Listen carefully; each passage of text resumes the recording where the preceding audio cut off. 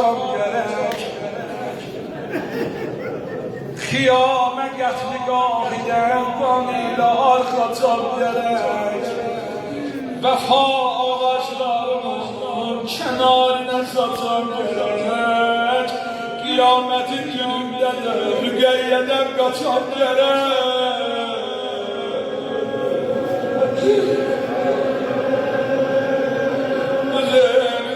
Beni gemiye varma geldim, kodalarla geldim.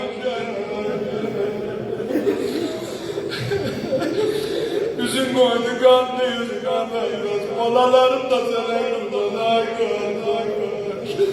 Dedi Abbas, eşittin acayip, seninle gördüm. Dedi Abbas, avare kalacağım, oturum ya durum geldim.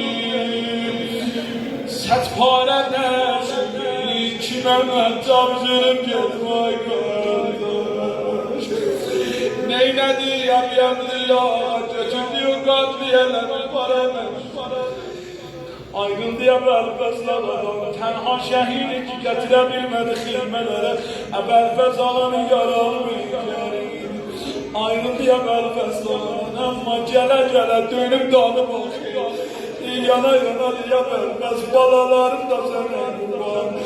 Arap'ta bir asmi var, bir pehlevan dünyadan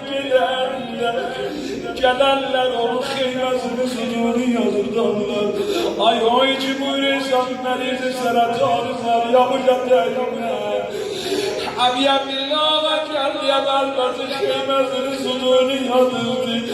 Çağırdı batı isyatle yalan. Şam yüzü söndürdüler Zeynep.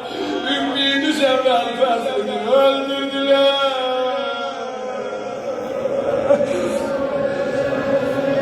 İlahi merhamet cümlemize seninle nigah. Alışla bizler ya Leva'ya ya Allah. Hakkı digara amin diyen dillerin al öldü.